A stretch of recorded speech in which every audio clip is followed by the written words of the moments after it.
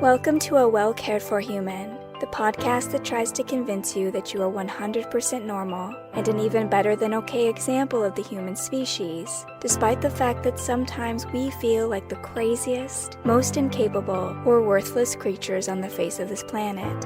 I'm Kory, an author, a creative, and the host of the show. Whatever you're bringing to the table today, I hope this episode proves to be a dose of inspiration for you on your quest to become a well-cared-for human. You can find the episode show notes, your free wellness blueprint, and more at awellcaredforhuman.com. And as always, thank you for listening. Hello humans, it's your host Kory, and Happy New Year! We are now in 2023, can you believe it? And very fitting for January 1st, I have decided to put together an episode about resolutions with you.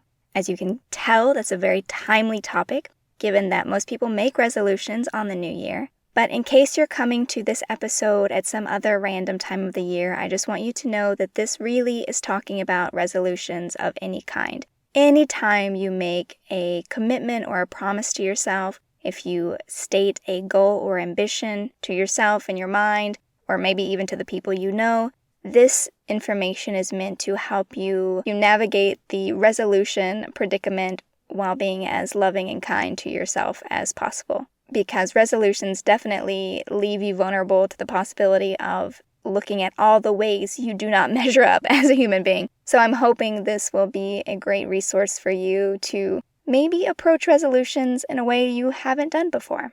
My personal history with resolutions is, yes, I do them. Not everyone does. Not everyone feels compelled to state what their yearly goals are at the beginning of the year. But I do like to review my life on my birthday and on the new year, at the end of the year and again in August, which is not exactly every 6 months. Wouldn't it be lovely if my birthday was like maybe in June?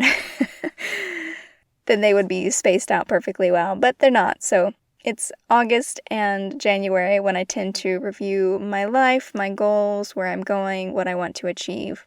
And I do find that momentary pause to kind of look around me and see if I'm happy with the way things are or if there's any changes that I want to make. That kind of thoughtful reflection, it serves me well, but that's not true for everybody. So I will definitely understand if you are in the other camp. And in the past, my resolutions had two major flaws. The first was that I tended to make really unrealistic resolutions. I'm going to become fluent in 5 languages by December of 2023. Something like that, where it would just not be feasible to see that level of progress in the time in which I have given myself to do it. So basically something really ambitious and then a very limited amount of time in which to achieve that. So even if I was unrealistic in that way, I make it even more unrealistic by making sure that I have like 10 or 20 of those goals at the same time. So even if you had one really big goal and you pushed hard on it for a year, maybe you could do that, but you definitely couldn't do what I was trying to do, which is have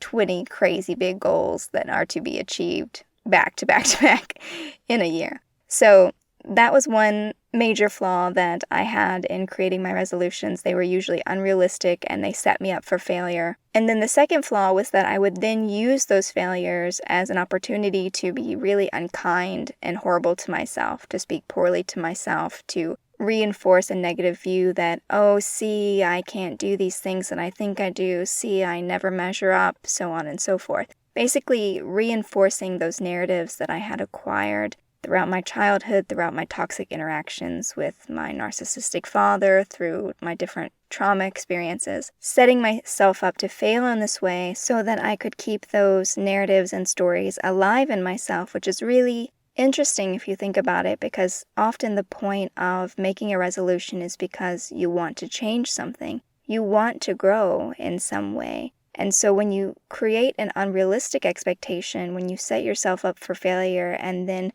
when you inevitably are not able to do this insurmountable thing that you said you would, and you go, aha, see, I knew you sucked. It's the opposite of the energy of a good resolution or a good commitment to yourself. Making a resolution or making a commitment to yourself is saying, I can change, I know I want to change, and I'm going to do this. But fortunately, over time, I did find more helpful ways to create resolutions, more loving ways to foster progress in my own life. So one of the techniques I use is I post my resolutions somewhere that I can see them on a daily basis. So right now I have 22 things for 2022 posted, just written out on a piece of notebook paper, printed neatly with some cute stickers on it, above my desk in my office. So I see it every day when I sit down to open my computer. It's right there in front of me, so it reminds me constantly what it is I'm aiming for, what I'm trying to achieve, that I would probably forget about had I just typed it into a Word document and forgot about it. And if you're curious about the 22 things in 2022, I got the numbering situation from Gretchen Rubin. Gretchen Rubin wrote a couple of habits books. I really like her work, The Happiness Project, if you want to check her out. Her stuff is really cool. And in one of her books, I'm so sorry, Gretchen, I do not remember which one it is right now, but in one of the books, she talks about how she has a number of resolutions based on, I think it was the year. So for me, I think I started it in 2019 maybe, so maybe it was like 18 things in 2018, 19 things in 2019, so on and so forth. Obviously, I can't keep going this way forever, because if I make it to like 2060, what I do is 60 things for 2060, right? That become unreasonable, but I'm still going with it so far, even though I'm already in the 20s. So I had 22 things for 2022, and I'll probably have 23 things for 2023. I'll probably cut myself off at 25. 25 is a nice, I was going to say round, even number, but it's not either of those, I don't believe. No, it is a round number, because a round is no decimals, right? Oh my gosh, we've introduced math into the podcast. Quickly move on. Another healthy thing that I would do for resolutions is I try to be far more reasonable. I already touched on this in the introduction, but my earlier resolutions were very unreasonable, setting myself up, trying to deliver the moon and stars as a way to reinforce those narratives. So now the things that I put on my list are very reasonable, very obtainable. Maybe if it's a big goal, like a huge goal. So for example, I do have the ambition to be fluent in Spanish. So one of my things might simply be, find a Spanish teacher, have 5 Spanish lessons. So really breaking it down, not saying I will be fluent and pass the exam for Spanish fluency by December 31st, 2023. Instead of having something like that, have a very reasonable first, second, or maybe even third step on the list, and having them count as each individual thing. So I told you I have 22 things, so each of those would be 1. So 1 would be find a Spanish teacher. 2 would be 5 lessons. 3 would be practice for 10 hours on Duolingo or something. So I wouldn't try to bundle all those things together, because that's another way of being reasonable, is not to put too much on a single line, on a single aspect of your sheet.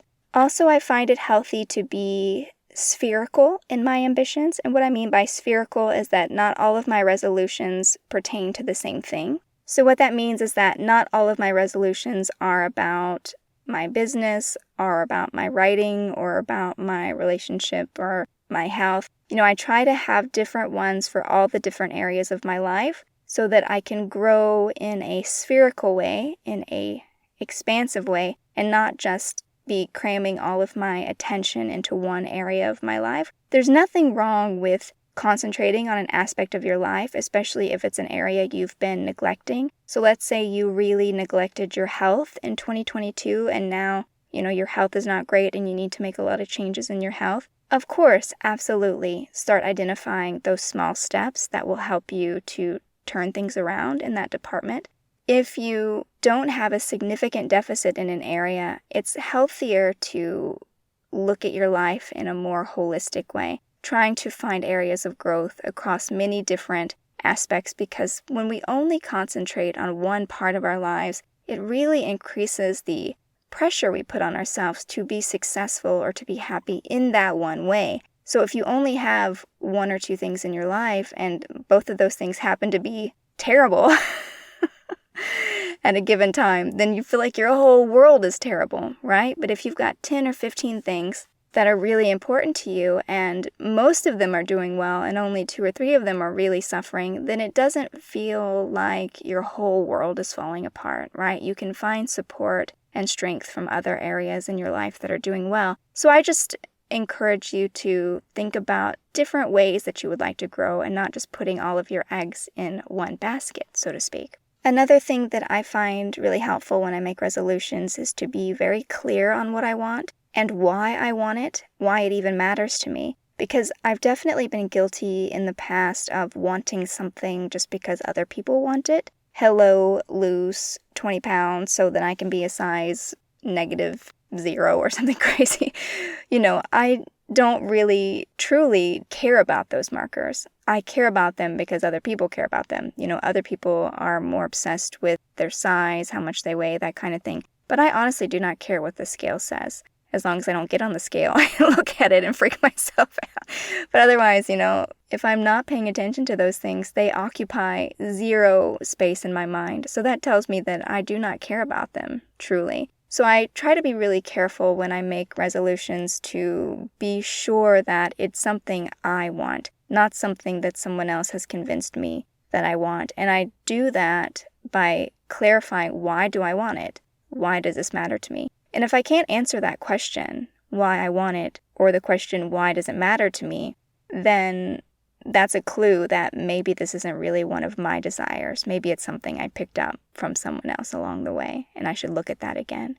And then, of course, another thing to keep in mind when making resolutions is I try to be very careful about how I speak to myself. I do not let this become an opportunity to beat myself up, to speak to myself horribly. So the language that I use when I write out the resolutions is really important. I try to make sure that I have it in a very open, curious, excited, positive language that's not like, you got to lose 20 pounds or you suck. However you would frame that in a way that would be demanding or aggressive. I just try to be mindful about how I write it down because, again, I'm going to be looking at this every day because I've put it on a sheet above my desk. So it needs to be encouraging and kind and polite because I'm going to be reinforcing that message all year long. And so it matters how I write that down. So if I do it the first few times and I'm like, God, that sounds really judgmental how I wrote that sentence, then I'll rewrite it until I find a kinder way to say it. I will crumple up 20 pieces of paper and put them all in the recycling bin, of course, because one of my resolutions is usually something about being a better steward for the environment. But whatever it takes, I do what I can to make sure that those resolutions are well worded. The wording matters. And then last but not least, if I fail to meet a resolution, I'm very careful about how I think about myself, how I talk to myself, all the things that come at the end of the year. So maybe what you're doing right now, maybe you're looking back on 2022 and you're thinking,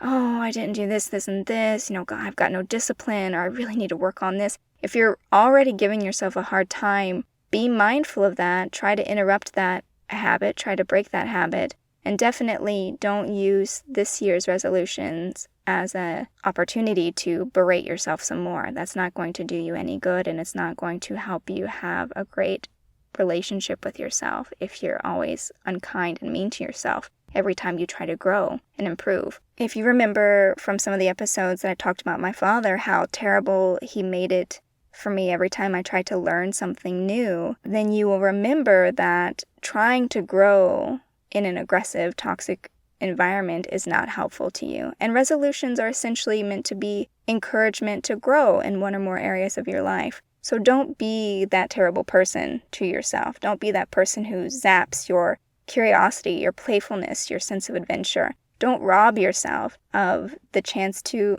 have fun with this, to see what you're made of, to challenge yourself, to grow. Because this can go one of two ways. You can either use your resolutions to prove to yourself that you're worthless, that you're stuck, that you're never going to change, that you're hopeless. Or you can use your resolutions to help yourself fall in love with healthy growth, not perfection. You can use them to create a habit of loving yourself, of encouraging yourself, of building yourself up rather than tearing yourself down. Because this is definitely a space for working on how you think about yourself, how you talk to yourself. Can you train yourself to view yourself as perfect as you are, but also to believe that you have room to grow? Can you fall in love with the process of becoming? Can you develop a mindset that feels expansive and exciting? Or will it come from that place of lack, of you telling yourself what garbage you are? And what I mean by falling in love with the process of becoming, it's a slow process, right? We never see changes or results as quickly as we think we will. So it can be very frustrating. It can be very aggravating. It can add a lot of tension and stress to our lives if we feel like we're not getting where we should be as quickly as we want to. And the best way I've found to relieve that pressure, that stress, to not be so hard on myself, is to really enjoy the process of becoming whatever it is that I'm going to become. Enjoying that sense of progress, those slow moments, those quiet moments that are often just me at my desk doing something. With the Spanish example, just me with my little book. And sometimes I'll be sitting there and I'll be conjugating a verb, something real exciting. But I'll look up and I'll see my little dog and he's snoring on my feet, and maybe I've got a candle burning and it's just the snow is gently falling outside. And these are just beautiful little moments from our lives that make it worth living. So just try to enjoy those moments of becoming. Try to fall in love with those snapshots of just you living your life. That is what we're here for. And it never feels like it, because I feel like we get so many messages about we got to hurry up and get there. It's the destination, it's not the journey, so on and so forth. But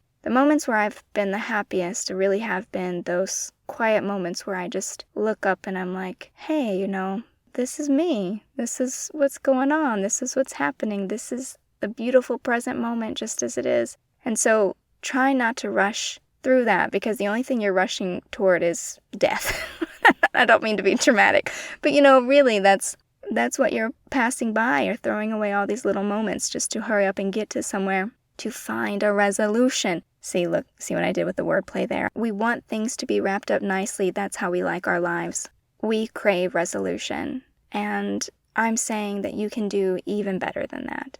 And since the healthy way to make resolutions is to have small, bite-sized steps, break it down, don't overdo it, and to really be mindful of how you speak to yourself, how kind you are to yourself in this process, it wouldn't hurt to have a plan for what you're going to do if you cannot meet one or more of your resolutions. Because you're going to want to not do the, aha, I knew it, I knew that I'm awful. You're going to want to have something else that you can immediately fall back on. So maybe also make a plan for what you will do if you succeed and what you will do if you don't meet all your goals. Outline that along with your resolutions so that you're completely set for the whole process going into the new year.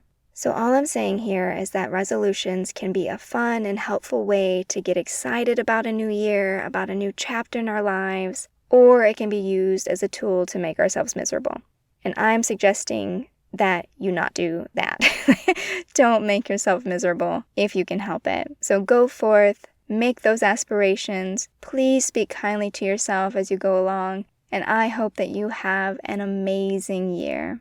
And that's it for this episode, and I say this every time, but I will say it again, that it is my sincerest wish that you found something useful in today's episode, and that as you look ahead to your new year, that you are filled with hope and excitement for all of the amazing things that are coming your way. I really do hope that 2023 is just wonderful for you. Dream big, and while you're dreaming, know that I will be back next week with another episode of A Well Cared For Human. But until then, please take good care of you. This episode of A Well Cared For Human was written and produced by me, Kory Marie. The music was by Late Night Feeler and Esther Abrami. If you like what I'm doing here, please consider visiting my Patreon. For as little as $1 a month, you get early ad-free access to the episodes, as well as a monthly patrons-only Q&A, bonus videos, and more. Not to mention that your Patreon support lets me know that you find value in the show and want it to continue. You can find me on Patreon by visiting www.patreon.com/Kory Marie. If you can't support the show financially, that is okay. You can still subscribe to the show, leave a review of the show, and recommend the show to your friends, not just the neurotic ones. All of this helps so much. And as always, thank you for listening.